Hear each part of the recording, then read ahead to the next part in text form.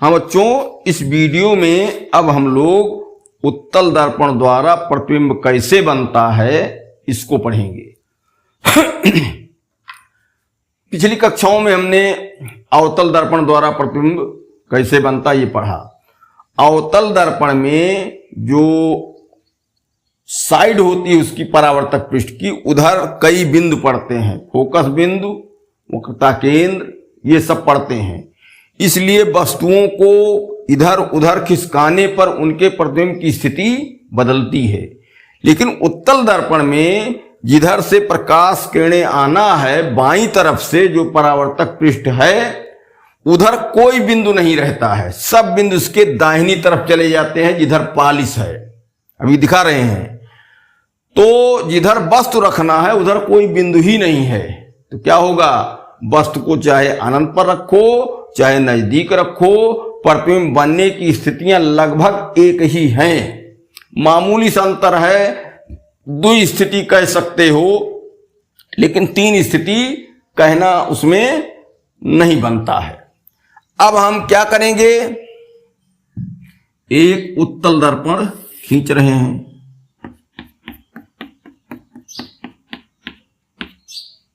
ये हो गया। अब इसमें हम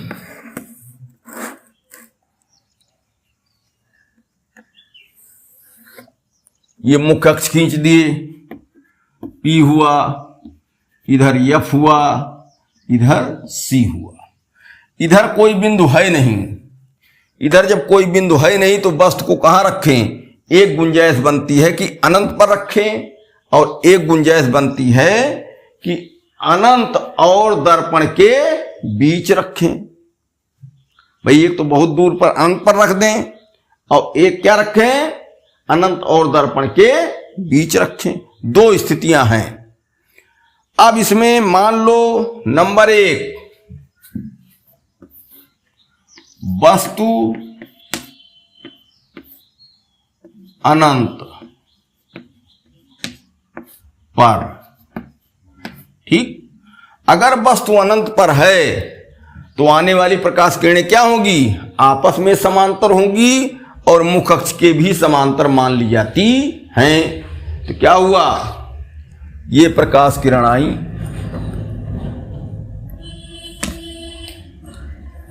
दो ठो दिखाओ,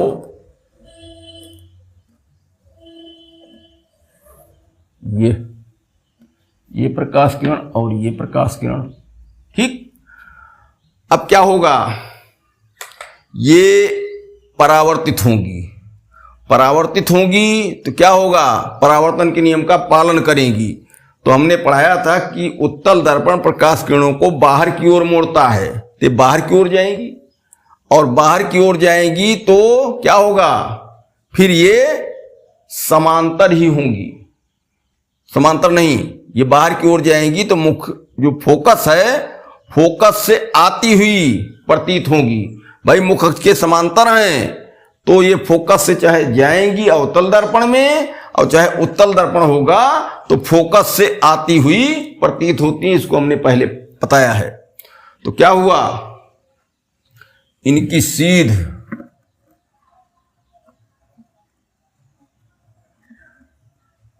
इस तरीके से मान ली जाए तो यहां आभासी इसको दिखाएंगे, ठीक। इसकी भी सीध क्या ये मान लिया है,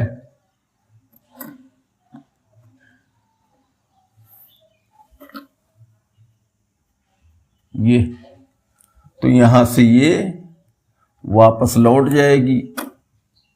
ये चित्र दूसरा बना दें भाई, यहां ज्यादा नजदीक हो गया।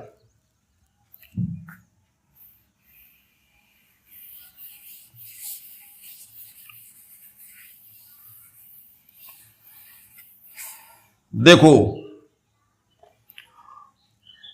उत्तल दर्पण है, उत्तल दर्पण में बाईं तरफ जिधर से वस्तु रखी जाती है या प्रकाश किरणें आती उधर कोई बिंदु नहीं होता है। इसलिए वस्तु को हम केवल कह सकते हैं कि अनंत पर रखें या अनंत और दर्पण के बीच रखें, दो स्थिति केवल कह पाते हैं। क्योंकि इधर कोई बिंदु नहीं होता है, सब बिंदु उसके दाहिनी तरफ चले जाते हैं। तो यहां एक हम दर्पण बनाएं, ये हो गया उत्तल दर्पण। अब इसके लिए अक्ष खींचो,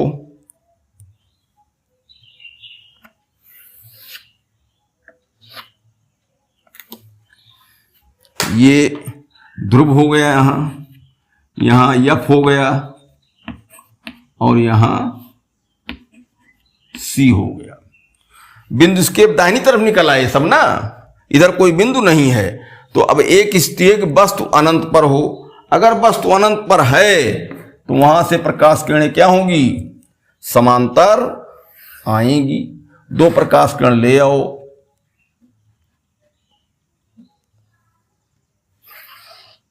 ये तो ये दोनों प्रकाश किरणें आई, यहां आपतित हुई।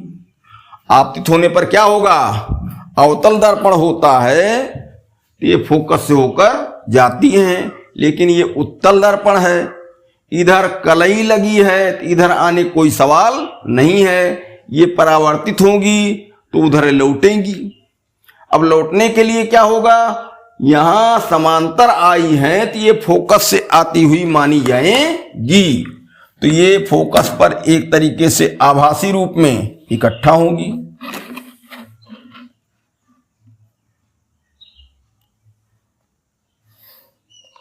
ये अब आभासी रूप से कर दो तो पीछे ये इसी सीध में मुड़ेंगी और ये भी इसी सीध में मुड़ेगी। ये तो क्या हुआ, आगे तो अब इनको कहीं काटना नहीं है, फैलती हैं, इनके बीच की दूरी बढ़ती जा रही है, तो ये आगे कहीं एक दूसरे को नहीं काटेंगी। तो पीछे ये फोकस बिंदु पर इकट्ठा होती हुई मानी जाती हैं, या यहां से देखने पर फोकस से आती हुई प्रतीत होती हैं। तो इनका प्रतिबिंब कहां बनेगा, फोकस पर बनेगा और बिंदु मात्र बनेगा। और देखो मिलती हुई मानी गई है प्रकाश किरणें, इसलिए आभासी बनेगा। ठीक, तो आभासी बना, फोकस पर बना और बहुत छोटा बना और दर्पण के पीछे बना। तो इतने लक्षण हुए। क्या हुआ, आभासी, दूसरा क्या, फोकस पर,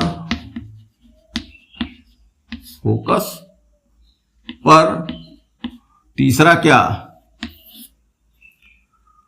बिंदु मात्र, बिंदु मात्र, और चौथा क्या बना, दर्पण के पीछे, दर्पण के पीछे। आभासी है तो ये प्रतिबिंब सीधा माना जाएगा। अगर आभासी कहे हैं तो प्रतिबिंब सीधा माना जाएगा और पर्दे पर नहीं प्राप्त किया जा सकता है, पर्दे पर, दीवार पर यह प्राप्त नहीं किया जा सकता है। आभासी प्रतिबिंब के लक्षण हैं। तो इस तरीके से उत्तल दर्पण के लिए पहली स्थिति क्या बनी कि वस्तु अनंत पर हम रख देते हैं तो उसका प्रतिबिंब आकर के फोकस पर, आभासी, फोकस पर, बिंदु मात्र, बहुत छोटा, और दर्पण के पीछे बनता है। तो अवतल दर्पण में भी जब अनंत पर वस्तु थी तो उसका प्रतिबिंब कहां बना था, फोकस पर बना था, लेकिन वास्तविक बना था। और इसमें क्या हो रहा है, उत्तल दर्पण में अनंत पर अगर वस्तु है तो इसका प्रतिबिंब आभासी बन रहा फोकस पर ही। तो एक स्थिति में कुछ चीजें देखो दोनों में समान है। अब दूसरी स्थिति क्या किया जाए कि वस्तु को अनंत से दर्पण के नजदीक लाया जाए। तो हम कहेंगे कि जब वस्तु अनंत और दर्पण के बीच हो, यह दूसरी स्थिति बनी। दूसरी स्थिति में जब वस्तु अनंत व दर्पण के बीच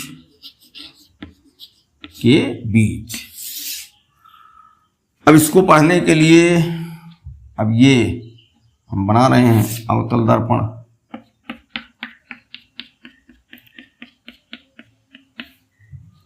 तो क्या होगा, इसमें अक्ष बनाया जाए।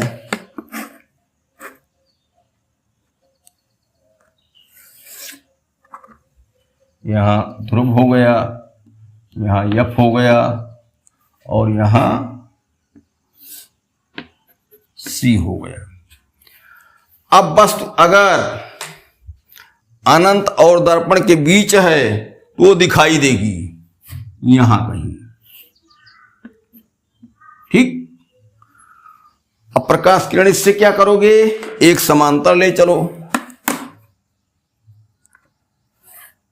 ये समांतर गई तो ये फोकस से लौटती हुई प्रतीत होगी।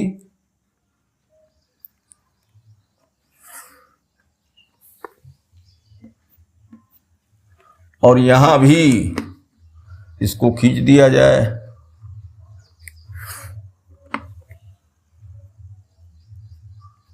ये आभासी रूप से फोकस से आती हुई मानी जाएगी, जैसे इसमें देखो वापस हुई है। अब दूसरी प्रकाश किरण कहां से ले जाया जाए, इस पर विचार करो। एक वक्रता केंद्र के सीध में ले जाएं, एक गुंजाइश है। तो क्या होगी, ये जाएगी अपने मार्ग से वापस लौट आएगी। तो वक्रता केंद्र की सीध में ले जाने के लिए ये पोजीशन है।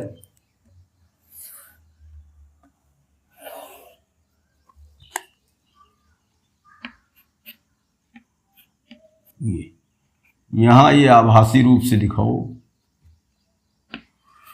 यहां देख रहे हो ये क्या काट रही हैं दोनों किरणें। आगे तो काटना नहीं है भाई, आगे कहां काटेंगी, और फैल रही हैं। जैसे इसमें फैल रही थी वैसे इसमें भी ज्यादा फैल रही हैं। तो यहां देखो काटती हुई माना जा सकता है। तो यहां क्या हुआ, आभासी प्रतिबिंब छोटा सा बना, ठीक। और कहां बना, फोकस व ध्रुव के बीच। तो बात इतनी है, पहली स्थिति में जब अनंत पर रहेगा तो फोकस पर बन जाएगा प्रतिबिंब, और जब अनंत से नजदीक ले आए वस्तु को तो क्या होगा, वस्तु फोकस के इधर चली आई, अर्थात फोकस और ध्रुव के बीच। अब वस्तु को जितने करीब ले जाएंगे उतने प्रतिबिंब ध्रुव के करीब आता जाएगा। इसका मतलब प्रतिबिंब बनने की स्थिति क्या हुई, अनंत पर है तो फोकस पर बना, और अनंत से नजदीक ले आए तो क्या हुआ, फोकस के अंदर ध्रुव की ओर जाने लगा प्रतिबिंब। इस तरीके से उत्तल दर्पण में कभी भी प्रतिबिंब फोकस के बाहर नहीं बनता है, फोकस के बाहर कभी नहीं बनेगा। न्यूमेरिकल में ये बहुत काम देगा। अर्थात जो वस्तु की प्रतिबिंब की दूरियां रहेंगी तो प्रतिबिंब की दूरी हमेशा फोकस दूरी के बराबर आ सकती है या फोकस दूरी से कम आएगी, ज्यादा कभी नहीं आएगी। तो इस तरीके से दूसरी बात क्या हम लोगों ने देखा, हमने पहचानवाया था अभी कि अवतल दर्पण में फोकस और ध्रुव के बीच प्रतिबिंब नहीं बना था। अवतल दर्पण में इतनी दूरी बच गई थी, इधर बाहर बन जाता था, छठवीं स्थिति में पीछे बन गया, लेकिन ध्रुव और फोकस के बीच कभी प्रतिबिंब नहीं बना था। और उत्तल दर्पण में क्या हुआ, इसके प्रतिबिंब हमेशा ध्रुव और फोकस के बीच ही बनते हैं, बाहर नहीं बनते हैं। तो जहां जो दूरी अवतल दर्पण में बची थी, उत्तल दर्पण में उसी दूरी में प्रतिबिंब बनते ही हैं, बाहर नहीं बनेंगे, ठीक। तो इस तरीके से क्या हुआ, यह प्रतिबिंब P और F से लेकर के इसी के अंदर बनेगा।